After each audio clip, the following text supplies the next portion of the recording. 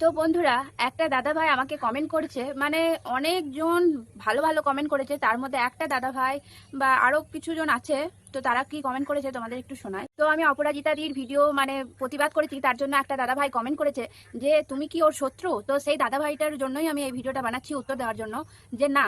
First কথা হচ্ছে যে প্রথম তো আমি করতে যেতাম না, একদমই না। তারপরে দ্বিতীয় কথা হচ্ছে আমাদের নিজেদের দেশের সেনা দাদা তিনি বলেছেন যে সবাই মিলে প্রতিবাদটা করো, তাই কিন্তু প্রতিবাদটা করা ঠিক আছে। আর আমাদের যাদের 1 লাখ 2 লাখ বা 5 লাখ 6 লাখ মানে সাবস্ক্রাইবার আছে, তো তাদের প্রতিবাদ করাটা বেশি দরকার, কারণ তাদের মাধ্যমে কিন্তু সব জিনিসটা শেয়ার হবে, জানা যাবে, সবাই বুঝবে ব্যাপারটা। তো আমাদের অপরাজিতা দি তো এতদিন ধেই ধেই করে নাচতো, সেটা কোনো ব্যাপার ছিল না। কিন্তু আমাদের দেশের ইউনিফর্ম পরে কেন ও নাচবে, বিএসএফ এর ইউনিফর্ম কেন পরে ওর ওইভাবে রাস্তার মাঝে নাচবে, এটা তো একদম শোভা। আর ওইরকম নাচ করার জন্য তো যে বুকবুকি ডান্সার গুলো যেগুলো পরে সেগুলো পরে তো নাচ করতে পারে, তাতে কারোর কোনো আপত্তি থাকবে না, ঠিক আছে। আপনাকে বলছি দাদা ভাই। আর নাচ করার জন্য তো কোনো পার্ক যেতে পারে বা কোনো ফাঁকা মানে গ্রাউন্ডে যেতে পারে বা কোথাও যেতে পারে, মাঠের ধারে যেতে পারে। কেন মাঝ রাস্তায়, কেন মাঝ রাস্তাটা কিসের জন্য, ট্রান্সপোর্টের জন্য, তো কিসের জন্য ওইভাবে মাঝ রাস্তায় প্রথমে নিজের গ্রামের রাস্তায় নাচতো, তারপরে এখন চলে এসছে পুরোপুরি হাইওয়েতে। ওর নাচা দেখে আরো 10টা মেয়ে ওই হাইওয়েতে নাচে। তো এটার মানেটা এটাই বুঝতে পারছো যে ওর দেখে দেখে কিন্তু, তো ওর দেখে দেখে আরো 5টা মেয়ে ওইরকম করছে। তো এগুলো বেশি বেড়েই যাবে না, এগুলো নিয়ে যদি প্রতিবাদ না করা হয়, কেন ভালোভাবে তো ডান্স করতে পারে, যারা নৃত্য করে তারাই বলছে কিরকম মানে।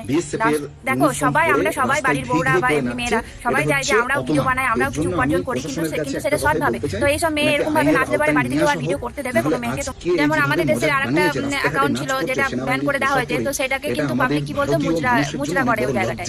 ইউটিউবটাও আস্তে আস্তে সেই মুচড়া করারই জায়গা হয়ে যাচ্ছে, ফেসবুকটাও তাই। তো কেন এসব জায়গাগুলো, এইসব প্ল্যাটফর্মগুলো অন্য মেয়েদের জন্য বাধা সৃষ্টি হতে পারে, অন্য বাড়ির লোক এগুলো পছন্দ করবে না, কোনোভাবেই করতে দেবে না, বলবে এখানে তো এরকম টাইপের জিনিস হয়। তো সেই জন্য এগুলো বারণ করা।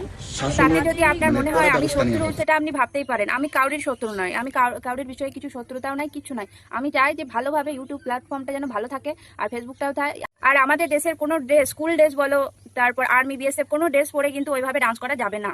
এগুলো এটার উপরে করার মানে একটা মানে নির্দেশ দেওয়াই হয়েছে যে ড্রেস পরা যাবে না।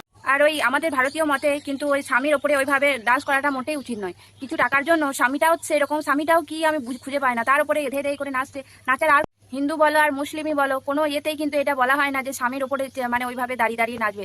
মানে নাচ করার আর কোনো জায়গাই নেই, এগুলো মানে ভাবনার বিষয়। এগুলো কেন করে? তোমরা কি কমেন্ট, তোমরা কারা কারা আমার সাথে একমত একটু কমেন্ট করে জানিও।